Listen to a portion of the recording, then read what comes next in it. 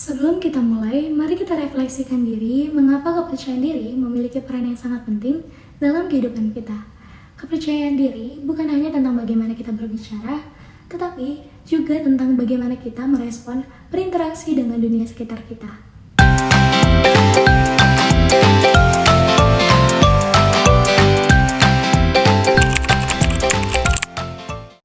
Halo teman-teman, kembali lagi bersama aku, Joanna Larissa Monpe. Jadi di kesempatan kali ini, aku akan bahas tentang bicara tanpa takut dan mulai membangun kepercayaan diri yang kuat dalam setiap interaksi. Kalian pernah nggak merasa canggung atau takut untuk berbicara di depan umum? Well, kalian tidak sendiri. Banyak dari kita yang telah mengalami hal yang sama. Tapi mari kita hadapi bersama dan cari tahu dulu mengapa kepercayaan diri begitu penting dalam berkomunikasi.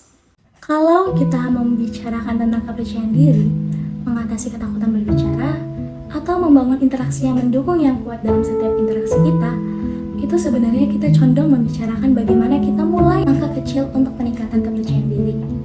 Banyak dari kita yang merasa takut untuk berbicara di depan umum. Tapi tahukah kalian mengapa kepercayaan diri itu penting dalam berkomunikasi? Mari kita bahas. Pasti kita pernah lihat orang-orang di sekitar kita yang merasa takut atau grogi untuk berbicara di depan umum, atau bahkan cuma dalam percakapan sehari-hari saja. Rasanya itu adalah salah satu hal yang cukup umum terjadi. Tapi yang perlu kita ingat dalam hal ini adalah bahwa kita nggak sendirian dalam hal ini. Pasti kalian juga pernah merasakannya kan? Banyak orang, bahkan orang yang kita kagumi, yang terlihat sangat percaya diri juga pernah merasakan ketakutan yang sama yang seperti yang kita alami sekarang ini. Jadi, untuk kalian, jangan pernah merasa sendiri atau terisolasi dalam perasaan tersebut. Ya, kadang-kadang rasa grogi itu bisa mengintimidasi, bahkan membuat kita meragukan kemampuan diri kita sendiri. Tapi perlu diingat, itu bukanlah sesuatu hal yang harus menghentikan kita. Kita punya kemampuan untuk mengatasi rasa takut tersebut, dan yang lebih penting lagi, kita punya kesempatan untuk tumbuh dari pengalaman itu. Jadi, meskipun kadang-kadang kita merasa terjebak dalam perasaan takut itu bukan berarti kita harus membiarkannya menguasai hidup kita. Setiap dari kita punya potensi untuk mengatasi rasa takut tersebut dan tumbuh menjadi pribadi yang lebih percaya diri dan berani dalam berkomunikasi. Jadi, kepercayaan diri itu kayak kunci sukses buat kita dalam berkomunikasi, baik di dunia pekerjaan maupun sehari-hari. Ketika kita yakin sama diri kita sendiri, omongan kita pun bisa menjadi lebih meyakinkan, dan kita pastinya bisa berpengaruh menjadi orang yang lebih besar. Kalau kita punya kepercayaan diri, kita bisa lebih gampang bikin hubungan yang kuat, buat orang lain percaya sama kita dan mencapai apa yang ingin kita sampaikan lewat komunikasi. Di segmen kali ini, aku bakal bahas tentang berinteraksi dengan orang terdekat memang terlihat tidak menyusahkan. Kalian pernah gak sih kayak ngomong biasa aja sama orang terdekat kita tuh biasa gitu loh, gak terlalu ketakutan segala macam. Tapi ketika kita lagi di depan umum atau ngomong di depan orang banyak, kalian tuh jadi kayak takut segala macam. Itu bisa jadi kalian mengalami gejala glossophobia. Apa sih glossophobia? Jadi, glossophobia dikenal sebagai jenis fobia spesifik yang sering terjadi di mana kondisi seseorang yang sangat ketakutan berbicara di depan umum. Takut berbicara di depan umum dapat mencegah kalian mengambil resiko berbagai ide, berbicara tentang pekerjaan, dan mempresentasikan solusi untuk masalah yang mempengaruhi banyak orang. Di sini siapa sih yang suka dengerin kisah-kisah inspiratif? Oke, kali ini aku bakal ngangkat satu cerita inspiratif dia untuk membalikkan rasa kepercayaan diri dia untuk berbicara di depan umum. Cerita tentang seorang teman kita yang namanya Maya. Maya dulu tuh selalu merasa kurang percaya diri kalau harus berbicara di depan umum. Tiap kali dia harus presentasi di kelas, kayaknya rasanya jantungnya mau copot, kalau nggak dia mau kabur aja. Tapi tau gak sih guys, dia dari yang ngerasa kayak gitu, dia gak mau nyerah, dia malah termotivasi dengan hal yang dialami dia.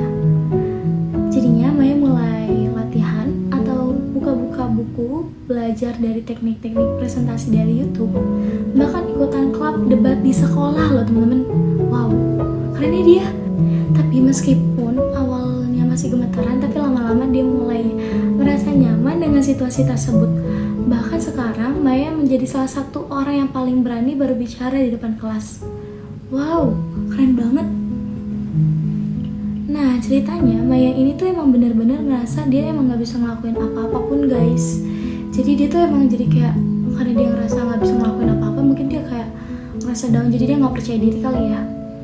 Tapi karena dia ngeliat dirinya yang punya kekurangan hal itu, dia bisa ubah hal itu menjadi kekuatan dan menginspirasi orang lain untuk melakukan hal yang sama. Mungkin yang bisa kita ambil, mungkin kita jangan pernah ragu untuk mengejar impian dan melewati ketidakpercayaan diri kita. Karena di balik itu semua pasti ada kesuksesan yang pasti akan menunggu kita. So, gimana sih kira-kira caranya biar kita bisa berbicara di depan umum tanpa berbelit-belit atau tanpa takut? Dalam berkomunikasi seringkali kita dihadapkan dengan berbagai rintangan yang dapat menghambat kemajuan kita. Dua di antara rintangan yang umumnya kita hadapi adalah penolakan serta kekhawatiran akan kritik. Namun, sebagai individu yang sedang memperbaiki kemampuan komunikasi, penting bagi kita untuk memiliki strategi yang efektif untuk mengatasi rintangan-rintangan ini. Salah satunya adalah dengan mengubah paradigma kita terhadap konsep penolakan serta kritik. Nah guys, sekarang adalah momen yang tepat untuk kita melakukan latihan praktis serta permainan peran. Dengan latihan ini, kita dapat secara langsung mempraktikkan keterampilan berkomunikasi kita dan meningkatkan kepercayaan diri kita dalam berinteraksi dengan orang lain. Yuk kita cobain. Oke, jadi aku udah nyiapin sebuah artikel cara-cara trik-triknya. Oke, yang pertama, kalian bisa latihan bahasa tubuh. Yang pertama tuh coba latihan berdiri tegak atau enggak bahunya tegak, melakukan peregangan ringan. Terus yang kedua, kita bisa ngelakuin berlatih ekspresi wajah yang menunjukkan rasa percaya diri, seperti senyuman yang tulus dan kontak mata yang kuat. Jadi kontak mata kalian harus benar-benar tertuju sama orang yang kalian ajak ngomong. Gini, ini harus tegak, terus kalian harus percaya diri. Yang kedua, latihan intonasi. Yang ketiga, latihan pidato singkat. Coba kalian pidato singkat atau coba ngomong sendiri di cermin tentang topik yang pengen kalian bicarakan. Dalam era digital seperti sekarang, perkembangan teknologi telah memberikan peluang baru untuk memperkuat kepercayaan diri kita dalam berkomunikasi. Salah satunya dengan penggunaan teknologi seperti video call atau media sosial. Guys, kalian harus tahu kalau misalnya kita mau belajar atau berbicara pelan-pelan untuk berbicara di depan umum adalah salah satunya kita bisa memanfaatkan teknologi yang ada sekarang ini dengan video call.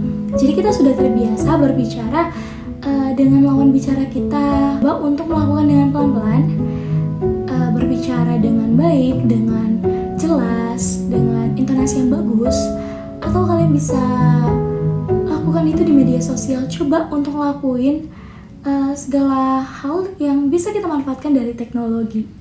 Oke, mungkin sekian itu aja dari aku. Semoga videonya bermanfaat. Jangan lupa like, komen. Sampai jumpa teman-teman. Bye-bye.